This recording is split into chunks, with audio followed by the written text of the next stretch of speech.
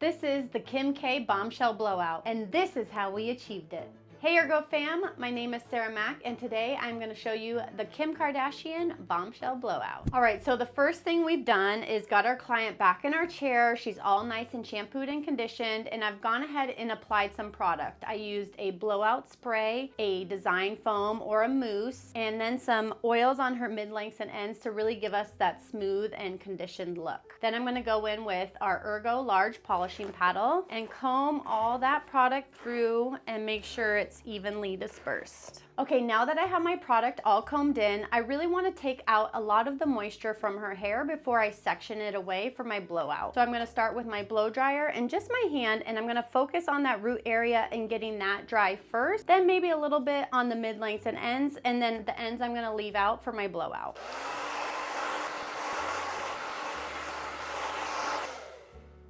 Okay, so as you can see, when I am power drying, I am really focusing on still moving the flow of the air with the flow of the cuticle. So I'm not blowing the hair all around, all willy-nilly and crazy. I still want to be focusing on that airflow and combing down that strand. The other reason I love to power dry is to remove a lot of that moisture, so that way when I go in with my round brush and I finish drying the hair, I know for a fact that that curl in that round brush is going to be all the way dry, and when I set that with my clip, it's really going to hold a lot longer. All right, so next step, let's get her all sectioned out so that we can have a roadmap to where we want this blowout to go. All right, so when I start my sectioning, I actually like to begin from the top and create this horseshoe section here, and this is going to give me a lot of volume. The other thing I focus on for this section is making sure that it is no wider than the barrel of my brush. The great thing with the ERGO round brushes is that these are extra long barrels, so I can take this section even a little bit wider than a normal brush. All right, next I'm going to continue to work down the head, and I'm just going to take a section all the way around. And how big this section is really going to be dependent on how big your client's scalp is and how much density they have. All right, so now we're going to get into our actual blowout. Today I'm going to be utilizing our ER43 and our ER53. This is really going to depend on how long your client's hair is. So starting this blowout off, I'm going to start with our ER43. And the reason that is because I want a couple more revolutions of the hair around the brush and to get a little bit tighter of a curl in the nape section, since this is one of the sections that tends to lose volume and curl the quickest. So the first thing I'm going to do is divide out a section of hair that I can control with the brush, and then I'm going to go in and really make sure that I get the first part of this hair dry. We're going to call this section A. Once the roots are dry, we're going to move on to section B, which is the mid-lengths, and then lastly we're going to get all C and the ends dry and wrapped into a round brush. Once that's all set and cooled, I'm going to actually clip this away so we can really set that curl pattern in.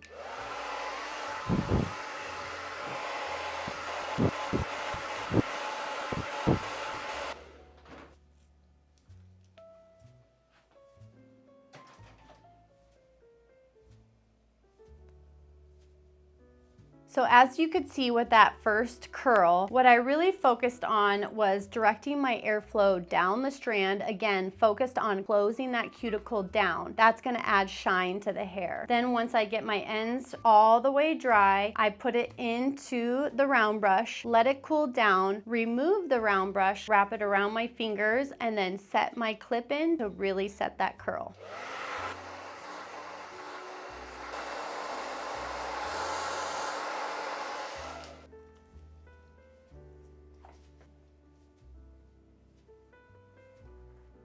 All right, so we have our first two sections set, and what I did is after I get these set, I do put a little bit of light working hairspray on there to really lock in that curl as they cool down. Okay, we're on to our next section. On this section, because the hair is a little bit longer, I'm gonna switch to the ER53, and I'm still gonna get plenty of revolutions of the hair around this barrel. Okay, for these sections that are near the face, I really want them to move away from the face. That's gonna open up the cheekbones. So when I go to set this curl, my brush is actually going to come in on a more vertical angle, and when I set it, it's going to be more up and down than horizontal like we did in the nape section. So I'm gonna get those ends all tucked in, and then I'm also gonna take my clip and put it in vertically. Okay, for my next section, I'm actually gonna get the curl pattern moving the opposite way. So for this blowout, I'm gonna continue to alternate which way the curls go. That way it's not all uniform when these clips are released. It's gonna give it some bounce back and forth. Okay, so I have my ends all wrapped in. It's cooling just slightly so it's not too hot. Then I'm gonna gather the hair. I'm gonna wrap it forward now towards the face since my last curl was wrapped away from the face. Tuck my ends in there and then set my clip vertically. Then we're just gonna continue to alternate this pattern, and then we're gonna make sure that we end on the left side with that curl also moving away from her face.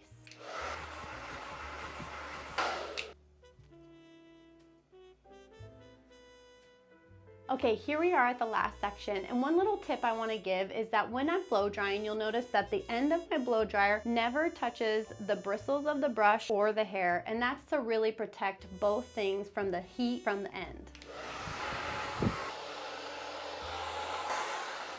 All right, so it's cooling down. Again, this is a section near the face, so I want it to curl away to open up those cheekbones. So I kind of reposition the hair, recurl it away from the face, and then one last time, we're gonna set this to cool. All right, so here we are at the last section, our Mohawk section. I am gonna switch back to our ER43 because I want a little bit more added volume, and also this hair tends to be a little bit more layered in here, so that results in a little bit shorter length, and I want to get all those revolutions around the barrel of this brush. Okay, so my first section in this area is going to be this fringe. I like to be able to over direct the hair forward and then set it a little bit off base moving forward. That way when I take this clip out and release the set, it's going to give me some nice volume moving back.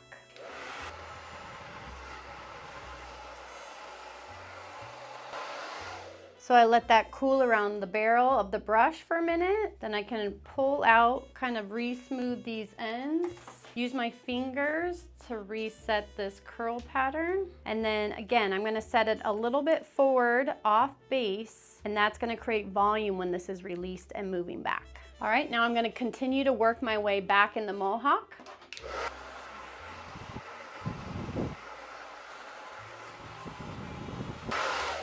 All right, again, I'm gonna let it cool just slightly on the barrel. That way when I go to grab it with my fingers, it doesn't burn my hand. Release the hair, re-smooth it, shape that curl around my two fingers, roll it down, and set it with my setting clip. All right, last section. All right, one last tip for you on this last section is I'm gonna actually work the hair backwards, so from the underneath, and get that root moving in a forward direction. Again, when that's set and cooled and we let it go, it's gonna create volume moving back. The other thing that you'll notice is that I really aim the airflow towards the middle of the brush, not below it and not above it. This is gonna give me the most control of the hair.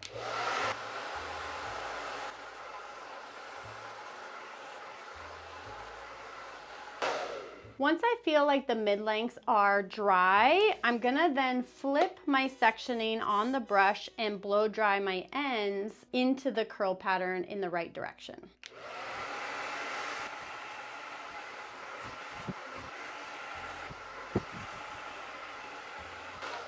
Set it into our curl pattern around our fingers and set our clip in. Okay, so we have finished our set, and I've gone ahead and sprayed some stronger hold hairspray to really lock this in. And if possible, we're gonna let this set for 10 minutes. All right, so here's the fun part. Now we get to drop all these curls. All right, so here she is, all of her curls dropped. All right, so we're gonna pretend that she has a body attached here and she's leaning forward. And I'm gonna take my fingertips and really start to work this hair forward. And by working this hair forward, what it's gonna do is create that volume when we flip this hair back. We don't wanna leave her for too long. She's gonna get a little lightheaded, and then we're gonna have our clients flip back over. Woo. Look at that volume. All right, now that she's flipped back over, we're gonna start setting her into her style. We wanna use like either a large tooth comb or fingers, nothing with a lot of tight bristles that's gonna really flatten out our blowout.